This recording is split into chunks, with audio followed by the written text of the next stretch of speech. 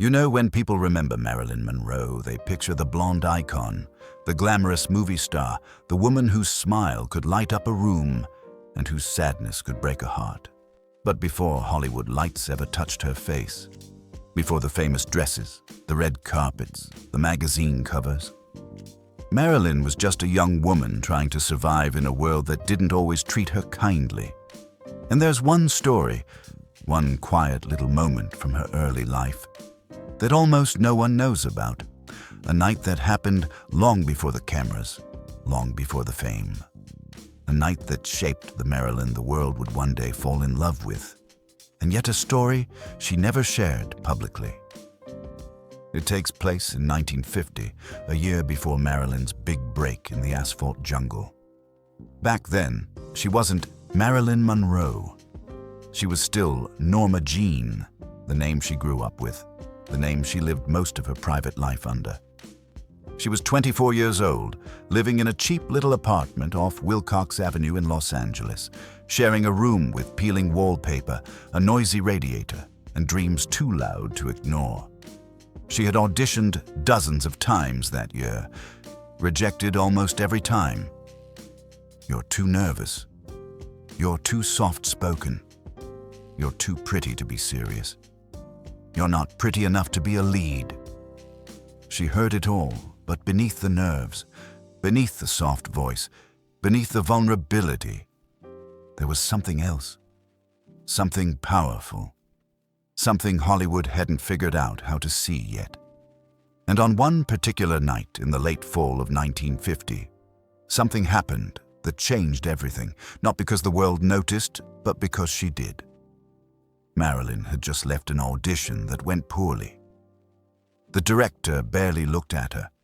A casting assistant told her she didn't have the right face. She walked home in her thin coat, the cool breeze moving through the streets of Los Angeles like a whisper. When she got home, her landlord had slipped a note under her door. "Rent due tomorrow." She sighed, placing it on the small kitchen counter. She didn't have the money. Not then. That night, Marilyn walked to a quiet little cafe around the corner, a place where she often went when her head felt too heavy. It wasn't glamorous. It wasn't even nice. But it was open late, and the owner, an older woman named Mrs. Harper, never made her feel out of place. "Rough day, honey?" Mrs. Harper asked as Marilyn slipped into the booth. "You could say that," Marilyn replied softly. She ordered a cup of coffee. Just coffee, nothing else. Because that was all she could afford. A few minutes later, an elderly man sitting at the counter glanced over at her. He had silver hair, a soft expression, and hands that trembled just a little when he lifted his cup. His name was Mr. Whitaker, though Marilyn didn't know that yet. He gave her a small, kind smile.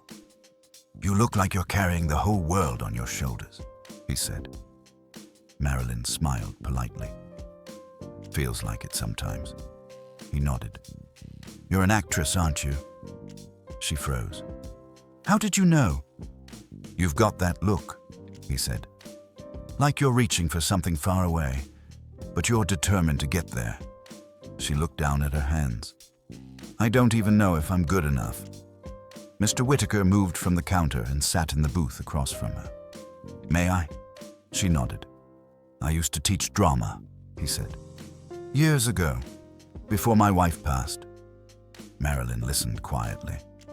"I've seen talent, real talent. And you, young lady, you've got something rare, something people can't look away from, even when you're sitting here with a cup of coffee looking sadder than the rain." Marilyn felt her cheeks warm. "I'm not sure Hollywood agrees," she whispered. "Hollywood doesn't know anything," he chuckled. "People know. And I'm a person, and I'm telling you, you've got something." She swallowed hard. No one had said that to her in a long time. He reached into his coat pocket and slid a folded piece of paper across the table. "What's this?" she asked. "A monologue," he said. "One I wrote years ago. My wife used to perform it on stage." His eyes softened. She had that same spark in her, the one you have. Marilyn unfolded the paper. The words were poetic, emotional, raw.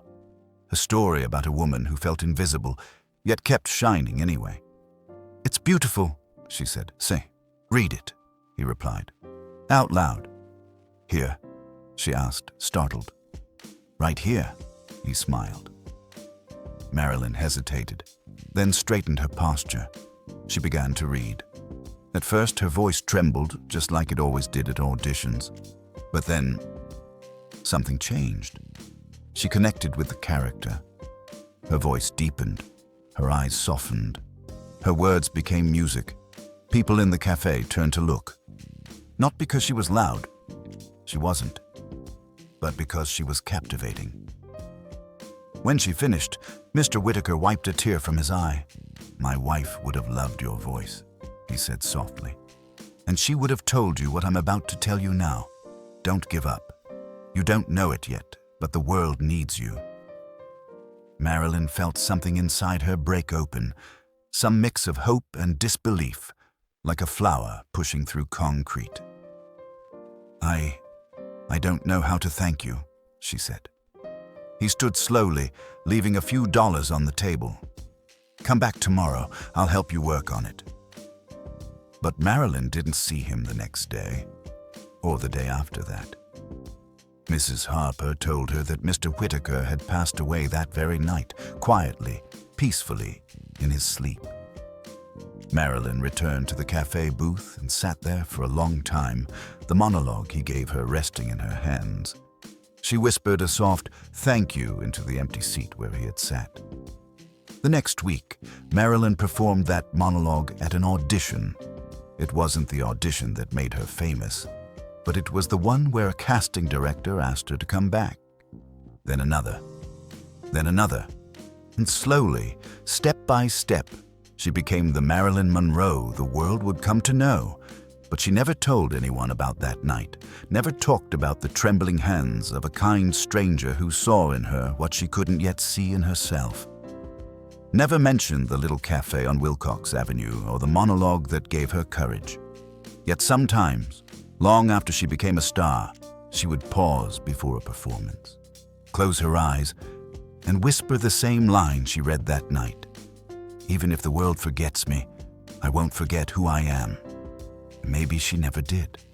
Because before the diamonds, before the lights, before the fame, there was a young woman in a cafe, searching for hope, and a stranger who gave it to her.